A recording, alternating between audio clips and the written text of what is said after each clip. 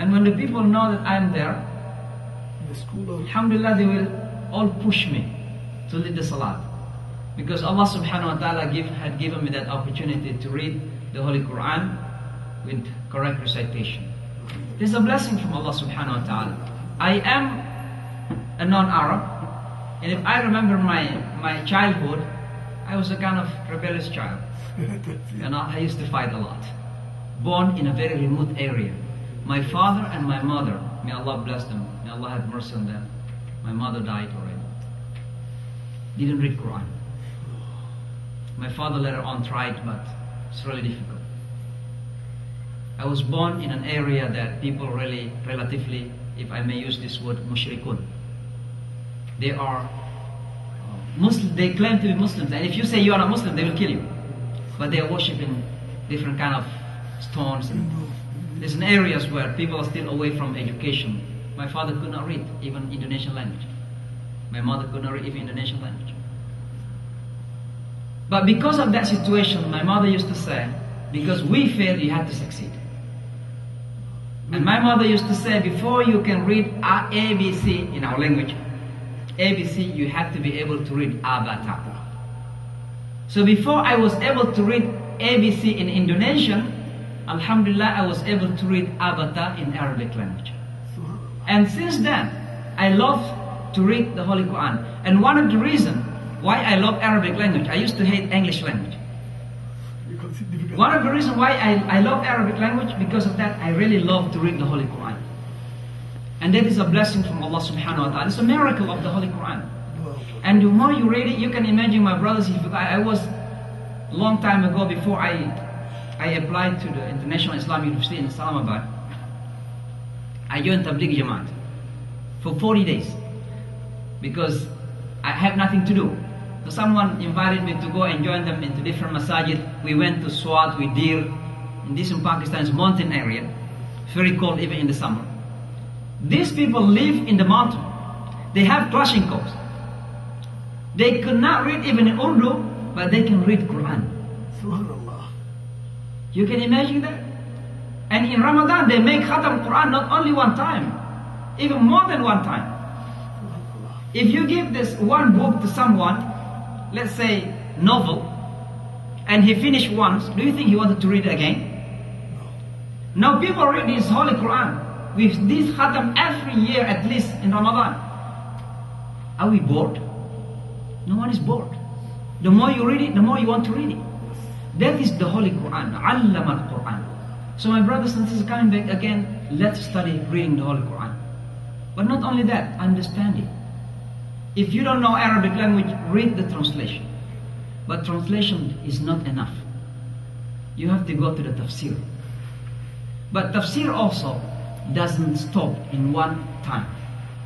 Tafsir Ibn Kathir was written many centuries ago. And alhamdulillah, with all due respect, there are some, the Holy Quran is not limited, but Tafsir Ibn Kathir is limited, and I hope you understand it. Tafsir Ibn Kathir is limited. The Holy Quran is not limited. So when you read the Holy Quran, it will give you a new sense of inspiration. You see the flight in the sky, and then you read the Holy Quran, and you see, أعوذ بالله من الشيطان الرجيم يا معشر الجن والإنس إن استطعتم أن تنفذوا من أقطار السماوات والأرض فانفذوا. In the 7th century, we believe in the miracle that this is by the power of Allah we can go up. In the time of the Prophet Muhammad ﷺ, did the Sahaba imagine that there will be iron, can fly iron from the iron, the flight can fly in the sky? Now, the Holy Quran says, وَأَذِّن فِي النَّاسِ بِالْحَجِّ يَأْتُوكَ رِجَالًا وَعَلَى كُلِّ ضَامِرٍ, and proclaim to the humanity the obligation of the Hajj, that they have to go to the Hajj. They will come unto you, they will come to the Hajj walking and using lean camels, damir. Now what is the meaning of damir when you see up to the sky these days? Oh, damir here is not camels anymore, because nobody else is coming to the Hajj from New York using camels. So what does it mean? Either you walk to Mecca or using camels. Now, who are at that time used the camel from Medina? The Sahaba, the Rasulullah ﷺ used camel, went to Mecca at the time. But now from New York, are we using camel these days? Now relate to the situation at the time.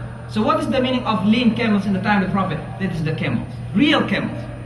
Real camels, because it was the best means of transportation.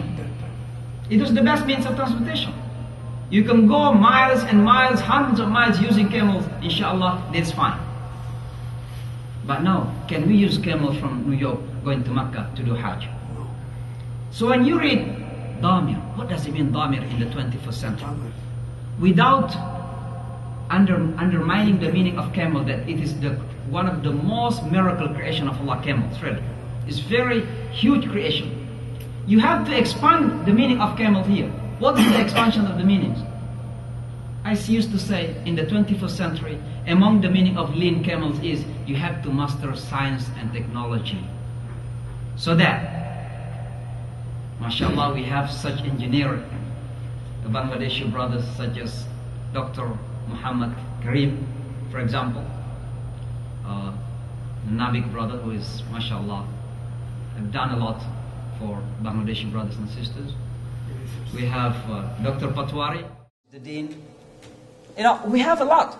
These are the people who understand this kind of interpretation of the Holy Quran. My point is, brothers and sisters, that when we say Allam al-Quran, a lot of things to say. But my point is that we cannot live our life normally as a full human being without these four. And I would like to end with this. Again, number one, understanding the real meaning of mercy of Allah subhanahu wa ta'ala. Number two, understanding the Holy Quran. And number three, understanding ourselves, the secret of humanity. There is a book called The Unknown. And who are those unknown? Us. Because sometimes we don't know ourselves. Who knows us? Allah subhanahu wa ta'ala. You don't know what happened to you and suddenly you feel bad and sad. Sometimes you're happy. What's the reason? Sometimes simply you cannot sleep at night. What is the worry? Where it's coming from? Why that when one of the beloved person died, suddenly you feel sad? Why not otherwise, that when your wife dies, that you feel happy?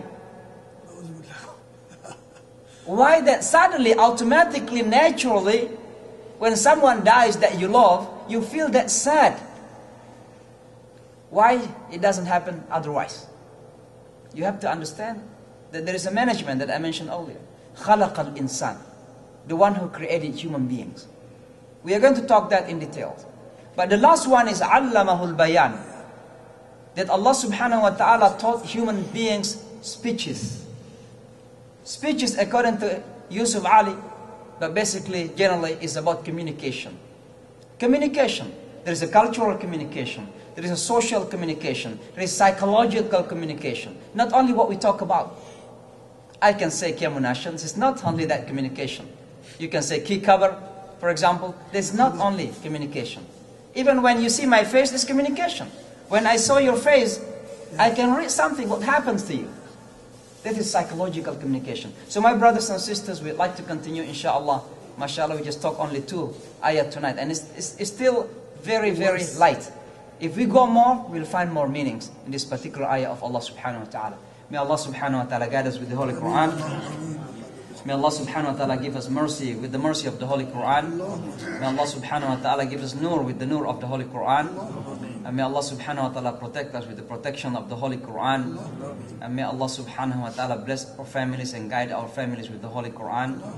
May our children be given an opportunity to understand and be guided with the Holy Quran. أقول قولي هذا واستغفر الله فاستغفروه. السلام عليكم ورحمة الله وبركاته.